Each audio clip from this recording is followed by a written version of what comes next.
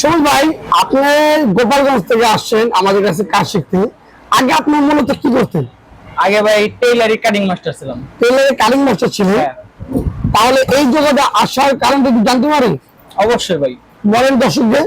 ভাই প্রথম যখন এই কাজে ঢুকছি টেইলারিং কাজে মোটামুটি ভালো অর্ডার ছিল, ঠিক আছে। এখন আস্তে আস্তে দেখা যায় বাসা বাড়িতে সব জায়গায় টেইলারিং কাজ শুরু করে দিয়েছে। মা বোনের এখন সব ঘরে ঘরে দর্জি আছে বর্তমান।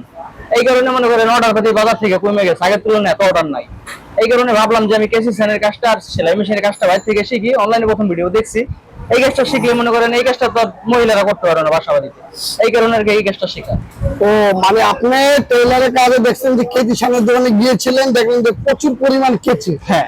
যে আপনার মাথার মধ্যে একটা ব্যালেন্স কাটালেন যে একটা কেচি দাঁড় দিতে 50 টাকা নিচ্ছে, যদি হাওয়া দিনে যদি 100 সাম দেয় তাহলে 5,000 টাকা। হ্যাঁ। আপনি এই মাথাটা কাটাচ্ছেন যে 5,000 যদি আমি পার ডে ইনকাম করতে পারি তাহলে মাসে 1.5 লক্ষ টাকা। হ্যাঁ। আর 1.5 লক্ষ টাকা আপনার খরচ আছে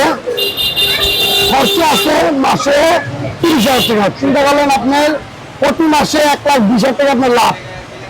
ভাই লাভ যেমন করেন, সবচেয়ে বড় উদ্দেশ্য হলো আপনার দেখা যায় বাসা বাড়িতে মহিলারা অর্ডার নিয়ে করতে হবে, ঠিক আছে। টেইলারিং কাজটা মাইক হয়ে গেছে, কিন্তু কেসি সেন্টার তো সবাই বাড়িতে দিতে পারবে। এটা ঠিক কথা বলছেন যে প্রতিষ্ঠানটা বাসা বাড়িতে পারবে না। আসলে মূলত কি আমরা যে কোনো কাজই করি না কেন সবকিছু হচ্ছে মাথা, মেধা, বুদ্ধি আর কাজের এক্সপিরিয়েন্স। যেমন আপনার কেজি সাম শিখতে পারলে আমরা সেলুনে মাল বিক্রি করতে পারবো। যেমন সেলুনের কস্টিং প্রোডাক্টে 10 থেকে 20 টাকা, 30 টাকা, 50 টাকা লাভ হয়।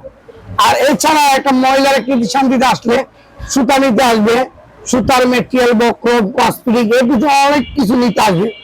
আমাদের সবকিছু মিলে যদি আমরা ব্যবসা করি তাহলে অনার্সে 1 থেকে 1.5 লক্ষ করে ইনকাম করার কোনো ব্যাপার না। আসলে আমরা কর্ম করে ঠিকই কর্মকে গুরুত্বপূর্ণ দিচ্ছি না। আর আমরা যদি একবার গুরুত্বপূর্ণ দেই সেই জিনিস কাজটাই আমাদের সফল সচ্ছল হবে।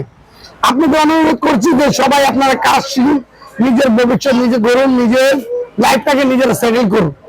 আল্লাহ হাফেজ, ভালো থাকবেন, সুস্থ থাকবেন।